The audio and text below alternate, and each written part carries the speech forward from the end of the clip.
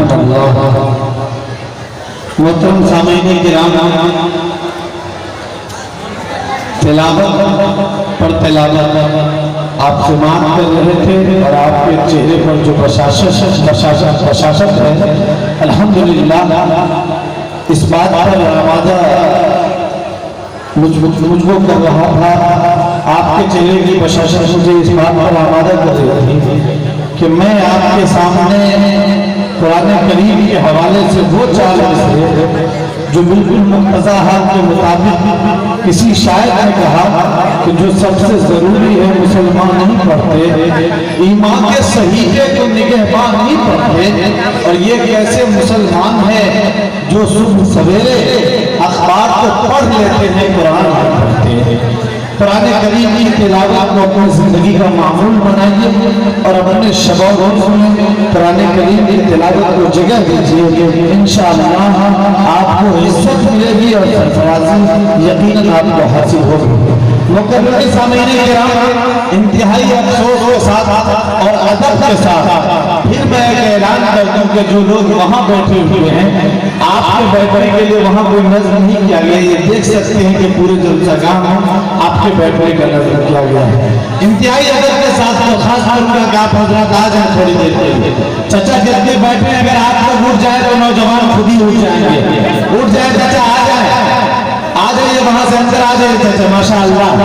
دیکھیے دھیرے دھیرے آ رہے ہیں، آپ لوگ بھی آ جائیے۔ ادھر جو دو تین نوجوان بیٹھے ہیں وہ لوگ ادھر آ جائیں، اندر آ جائیں۔ آپ حضرات اندر آ جائیں، جتنے حافظ صاحب راستے پر کھڑے ہیں، آپ ہی راستہ دکھانے والے ہیں، آپ خود راستے پر کھڑے ہی اچھا نہیں لگ رہا ہے۔ آ جائیں، کوشش کریں کہ یہاں آ کر بیٹھیں، کیونکہ آپ کے بیٹھنے کا انتظام یہاں کیا گیا ہے، ورنہ مجھے مجبوراً یہ کہنا پڑے گا کہ وہ کون ہے جو راہ میں لاچار بیٹھے ہیں، وہ کون ہے جو راہ میں لاچار بیٹھے ہیں، مسافر ہے سفر کرنے کی ہمت ہار بیٹھے ہیں۔ وہ کون ہے جو راہ میں لاچار بیٹھے ہیں، مسافر ہے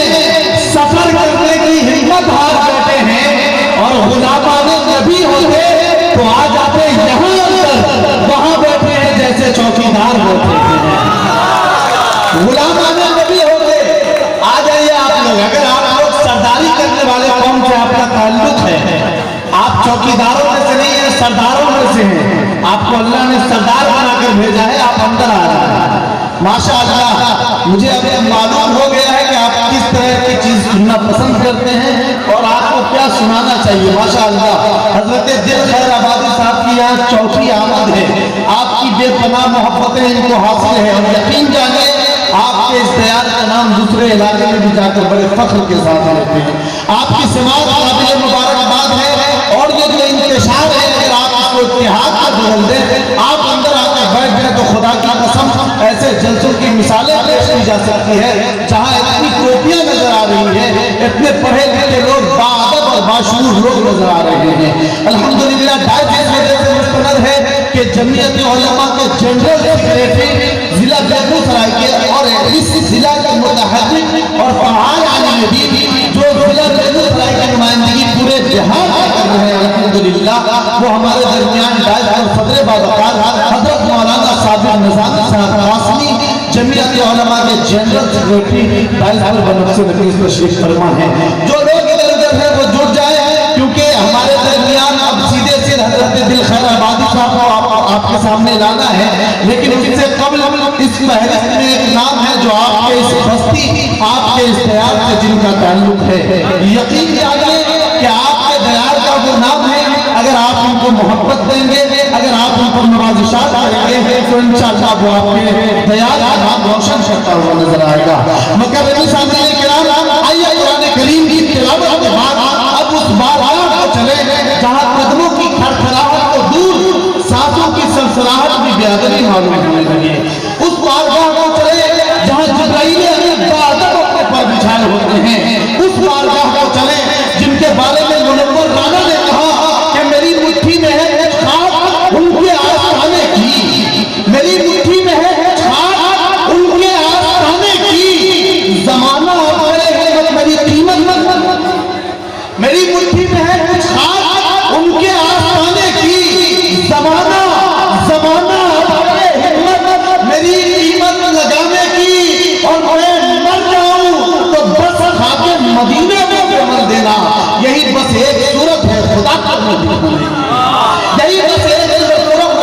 اٹھا کے کہے سبحان اللہ، ایک قطرہ ہو کے کہہ دے سبحان اللہ۔ آئیے سامعین کرام اس بارگاہ کو چلے جن کے بارے میں قیصر الجابری نے 4 مصرے لکھے، اور کیا سلیقے سے 4 مصرے لکھے کہ آفتاب آئے اور دروازے کے باہر بیٹھے، آفتاب آئے اور دروازے کے باہر بیٹھے، مہتاب آئے تو دیوار سے لگ کر بیٹھے، آفتاب آئے تو دروازے کے باہر بیٹھے، مہتاب آئے تو دیوار سے لگ کر بیٹھے۔ اللہ اللہ اللہ اللہ، میرے سرکار کے روزے کا شرف آسمان بھی اگر آئے تو زمین پر بیٹھے، اللہ اللہ میرے سرکار کے روزے کا شرف